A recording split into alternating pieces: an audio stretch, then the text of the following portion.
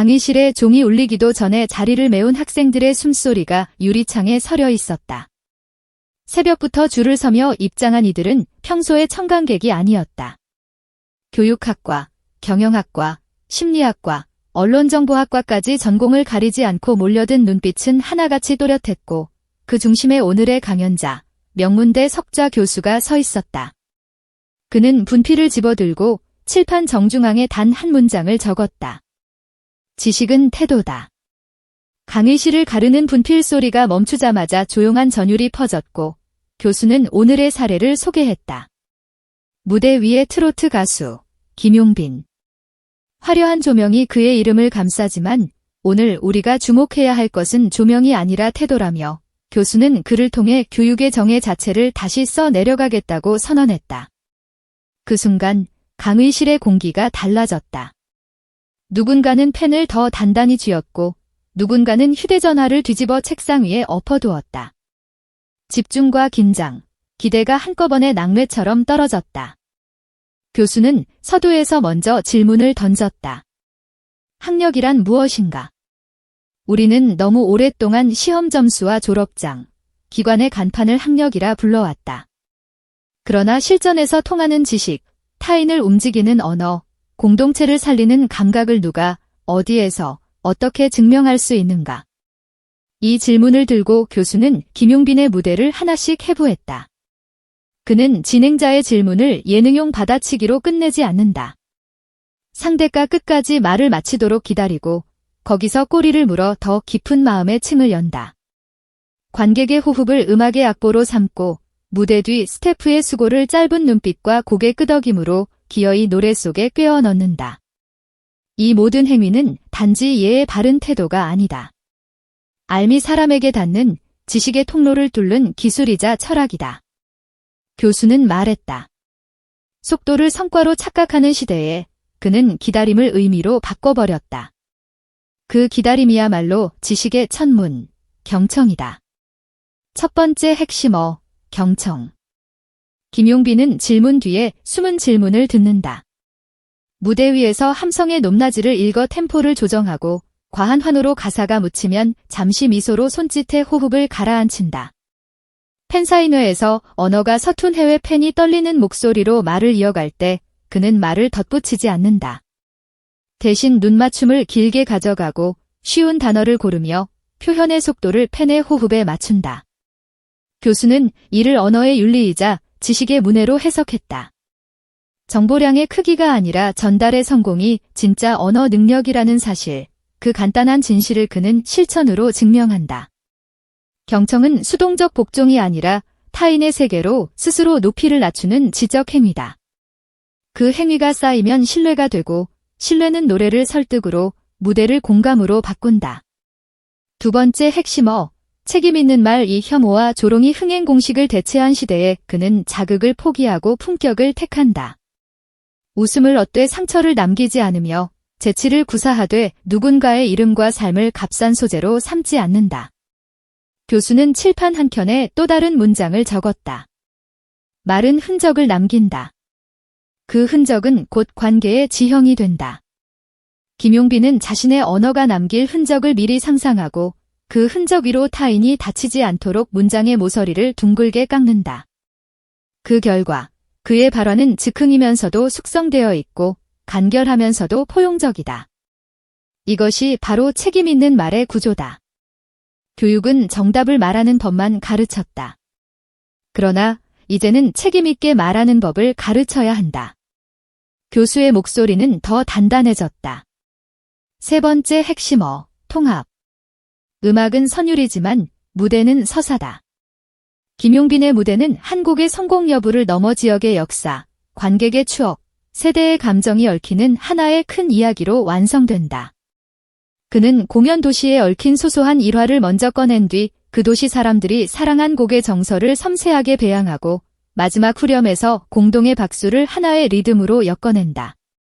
박수는 뜨거워지고 사람들은 서로를 돌아본다. 단지 잘 부르는 가수를 넘어 함께 부르게 만드는 지휘자. 교수는 말했다. 정보의 나열은 지식이 아니다. 서로 다른 맥락을 하나로 묶어 의미를 창출하는 능력. 그것이 통합적 사고이며 그는 그 능력으로 대중을 움직인다. 여기서 교수는 수업의 축을 전환했다. 지식의 3층 구조. 1층은 정보력이다. 빨리, 넓게, 정확하게 수집하고 정리하는 힘. 2층은 해석력이다.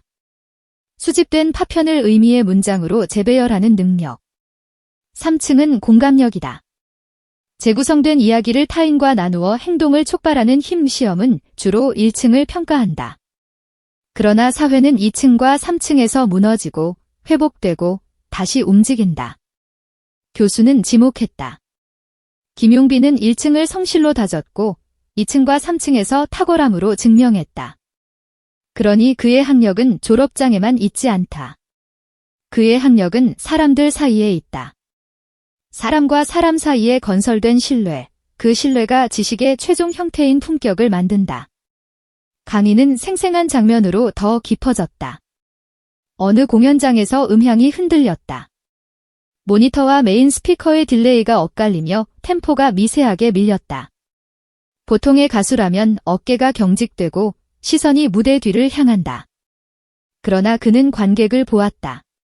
얇게 웃고 한마디 농담을 던져 긴장을 풀었다. 박수가 웃음으로 변하고 웃음이 호흡으로 바뀌었다. 그 호흡 위에서 그는 박자의 중심을 재배치하고 클라이맥스의 높이를 낮추어 다시 쌓았다. 교수는 이를 실시간 문제 해결 알고리즘이라 불렀다. 데이터는 숫자만이 아니다. 표정, 숨, 환호, 침묵. 그는 사람의 온도로 데이터를 읽고 그 데이터에 설계를 맞춘다. 이 능력은 책상에서 공식만 풀어서 얻을 수 없다. 현장에서만 길러지는 살아있는 지성이다. 또 다른 장면. 팬사인회에서 서툰 한국어로 자기 사연을 전하는 해외 팬이 있었다. 그는 질문을 짧게, 고개 끄덕임을 길게, 말의 속도를 낮게 조절했다. 쉬운 단어로 문장을 다시 세우고 의미가 통했는지 눈으로 확인했다. 교수는 이 장면을 언어의 민주화라 해석했다. 어려운 말을 아는 것이 지식의 증거가 아니다. 상대가 이해하도록 낮춰 말할 줄 아는 것이 지식의 책임이다. 그는 언어를 지배하지 않고 언어가 길을 낼 수 있도록 옆으로 비켜선다. 그 비켜섬은 겸손이 아니라 전략이며 따뜻함이 아니라 기술이다. 그 기술은 결국 따뜻함으로 감지된다. 그래서 사람들은 그를 신뢰한다. 신뢰는 지식의 통화이며 신뢰를 축적하는 자가 진짜 학력을 갖는다. 교수는 여기서 교육의 설계를 꺼냈다. 김용빈 학습 모델. 5개의 축으로 구성된 이 모델은 현장에서 검증되고 무대에서 다듬어진 교육의 다음 페이지다. 첫째, 경험 중심의 순환 학습. 책상에서 배운 것을 현장에서 적용하고 현장의 실패와 성공을 다시 책상으로 가져와 개념으로 승화한다. 둘째, 감정의 문해력. 기쁨과 슬픔, 분노와 두려움을 읽어내어 갈등을 조정하고 공동의 리듬을 만든다. 셋째, 말의 윤리. 정답의 속도가 아니라 책임의 방향을 가르친다. 넷째, 융합의 상상력. 음악과 역사, 지역의 기억과 기술의 도구를 한 무대 위에 올려 새로운 가치를 만든다. 다섯째, 지속 가능한 연습. 번뜩이는 재능을 숭배하지 않고 묵묵한 반복을 칭찬하는 문화. 교수는 덧붙였다. 이 5줄은 그가 이미 삶으로 써온 교과서다. 강의의 중반부, 한 학생이 물었다. 결국 재능의 문제 아닌가요? 교수는 고개를 저었다. 타고난 음색은 선물일 수 있다. 그러나 사람을 다루는 태도는 훈련이다. 잠시 쉬는 타이밍에 교수는 그의 독서법을 추정하는 일화를 꺼냈다. 비행기 창가에 앉아 손바닥만 한 노트에 키워드를 적고 오래 묵혀 다시 꺼내어 한 문장을 자기 언어로 재번역하는 습관.